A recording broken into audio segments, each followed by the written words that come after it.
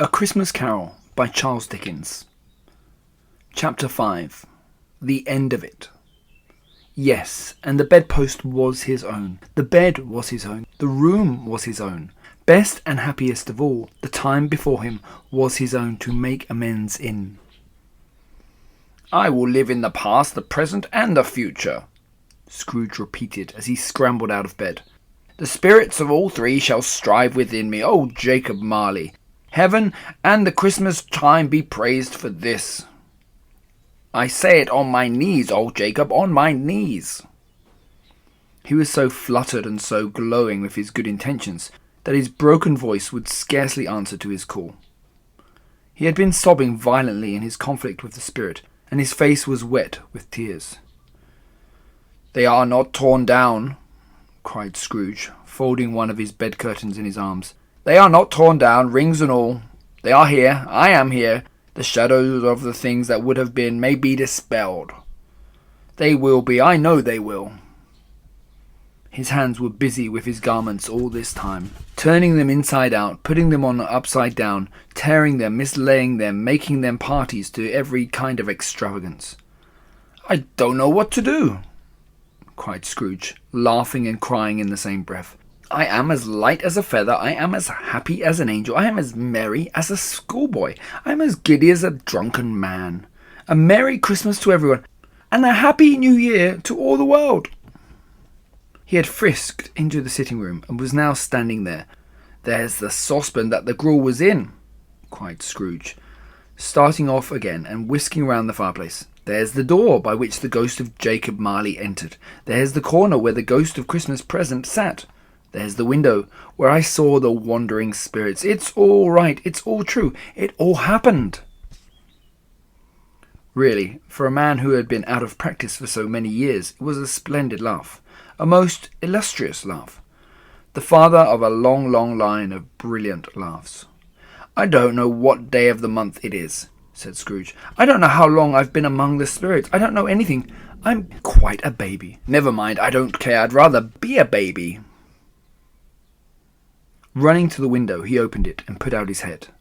No fog, no mist. Clear, bright, jovial, steering, cold, golden sunlight. Heavenly sky, sweet, fresh air, merry bells. Oh, glorious, glorious! "What's today?"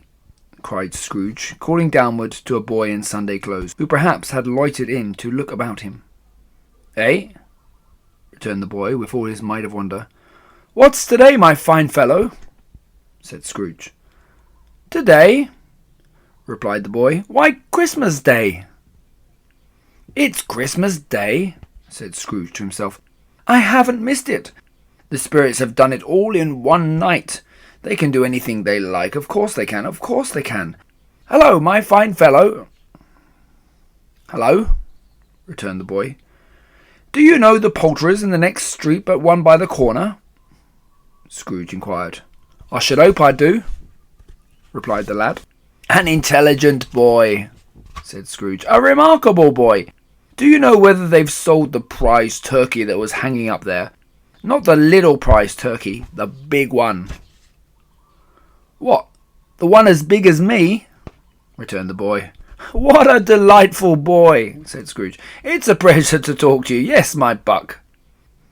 "It's hanging there now," replied the boy. "Is it?" said Scrooge. "Go and buy it." "What?" exclaimed the boy. "No, no," said Scrooge. "I am in earnest. Go and buy it and tell him to bring it here, that I may give them direction where to take it. Come back with the man, and I'll give you a shilling. Come back with him in less than 5 minutes, and I'll give you half a crown." The boy was off like a shot. He must have had a steady hand at a trigger who could have got a shot off half so quick. "I'll send it to Bob Cratchit's," whispered Scrooge, rubbing his hands and splitting with a laugh. "He shan't know who sends it. It's twice the size of Tiny Tim. Joe Miller never made such a joke as sending it to Bob's house.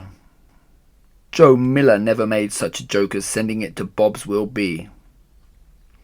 The hand in which he wrote the address was not a steady one, but write it he did, somehow, and went downstairs to open the street door, ready for the coming of the poulterer's man. As he stood there, waiting his arrival, the knocker caught his eye.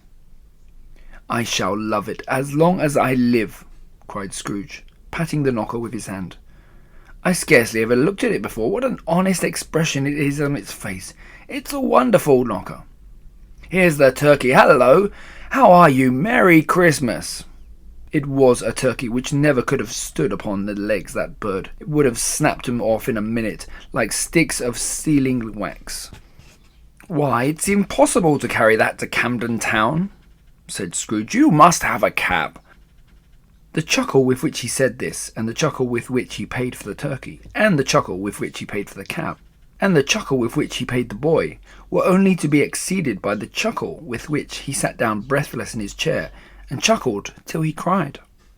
Shaving was not an easy task, for his hand continued to shake very much, and shaving requires attention, even when you don't dance while you're at it. But if he had cut the end of his nose off, he would have put a piece of sticking plaster over it, and been quite satisfied. He dressed himself all in his best, and at last got out into the street. The people were by this time pouring forth, as he had seen them with the ghost of Christmas present, and walking with his hands behind him, Scrooge regarded every one with a delighted smile. He looked so irresistibly pleasant, in a word, that 3 or 4 good-humoured fellows said, "Good morning, sir. A Merry Christmas to you." And Scrooge said often afterwards that of all the sounds that he had ever heard, those were the sweetest in his ears. He had not gone far when, coming on towards him, he beheld the portly gentleman who had walked into the counting-house the day before, and said, "Scrooge and Marley's, I believe?" It sent a pang across his heart to think how this old gentleman would look upon him when they met, but he knew what path lay straight before him, and he took it. "My dear sir," said Scrooge, quickening his pace and taking the old man by both his hands, "how do you do? I hope you succeeded yesterday. It was very kind of you. A Merry Christmas to you, sir." "Mr. Scrooge?" "Yes," said Scrooge. "That is my name, and I fear it may not be pleasant to you. Allow me to ask your pardon." "Allow me to ask your pardon. And will you have the goodness?" Here Scrooge whispered in his ear. "Lord bless me!" cried the gentleman, as if his breath were gone. "My dear Scrooge, are you serious?" "If you please," said Scrooge. "Not a farthing less. A great many back payments are included in it, I assure you. Will you do me that favour?" "My dear sir," said the other, shaking hands with him, "I don't know what to say so much—" "Don't say anything, please," retorted Scrooge. "Will you come and see me?" "I will," cried the old gentleman, and it was clear he meant it. "Thank ye," said Scrooge. "I am much obliged to you, and I thank you 50 times. Bless you." He went to church, and walked about the streets, and watched the people hurrying to and fro, and patted children on the head, and questioned beggars, and looked down into the kitchens of houses, and up into the windows, and found that everything could yield him pleasure. He had never dreamt that any walk, that anything, could give him so much happiness. In the afternoon he turned his steps towards his nephew's house. He passed the door a dozen times before he had the courage to go up and knock, but he made a dash, and he did. "Is your master at home, my dear?" said Scrooge to the girl. "Nice girl, very." "Yes, sir." "Where is he, my love?" said Scrooge. "He's in the dining-room, sir, along with the mistress. I'll show you upstairs, if you please." "Thank ye. He knows me," said Scrooge, with his hand already on the dining-room lock. "I'll go in there, my dear." He turned it gently, and sided his face in around the door. They were looking at the table, which was spread out in great array, for those young housekeepers are always nervous on such points, and like to see that everything is right. "Fred," said Scrooge. Dear heart alive, how his niece by marriage started! Scrooge had forgotten for the moment about her sitting in the corner with the footstool, or he wouldn't have done it on any account. "Why, bless my soul!" cried Fred. "Who's that?" "It's I, your Uncle Scrooge. I've come to dinner. Will you let me in, Fred?" Let him in. It is a mercy he didn't shake his arm off. He was at home in 5 minutes. Nothing could be heartier. His niece looked just the same. So did Topper when he came. So did the sister when she came. So did everyone when they came. Wonderful party. Wonderful games. Wonderful happiness. And he was early at the office the next morning. Oh, he was early there. If he could only be there first and catch Bob Cratchit coming late. That was the thing he had set his heart upon it. And he did. Yes, he did. The clock struck 9. No Bob. 1:15. No Bob. He was a full 18 minutes and a half behind his time. Scrooge sat with his door wide open, that he might see him come into the tank. His hat was off before he opened the door, his comforter too. He was on his stool in a jiffy, driving away with his pen as if he were trying to overtake 9 o'clock. "Hello?" growled Scrooge, in his accustomed voice, as near as he could frame it. "What do you mean by coming here at this time of day?" "I am very sorry, sir," said Bob. "I am behind my time." "You are," repeated Scrooge. "Yes, I think you are. Step this way, if you please." "It's only once a year, sir." "It's only once a year, sir," pleaded Bob, appearing from the tank. "It shall not be repeated. I was rather making merry yesterday, sir." "Now I'll tell you what, my friend," said Scrooge.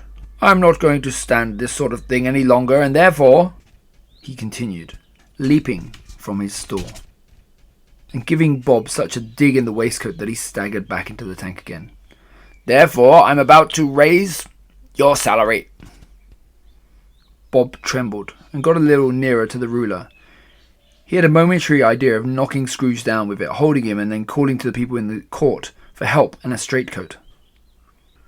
"A Merry Christmas, Bob," said Scrooge, with an earnest that could not be mistaken, as he clapped him on the back.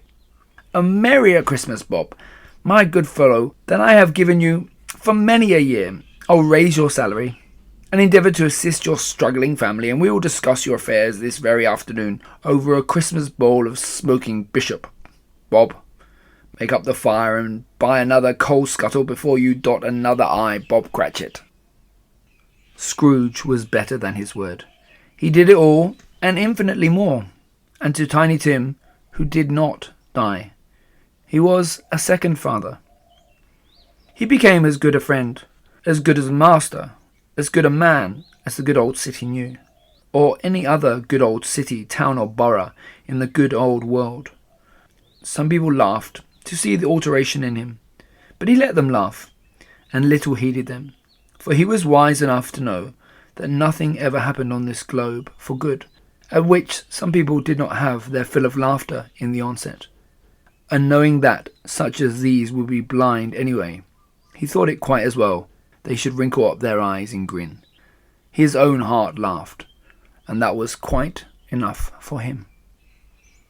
He had no further intercourse with the spirits, but lived upon the total abstinence principle ever afterwards, and it was always said of him that he always knew how to keep Christmas well, if any man alive possessed that knowledge.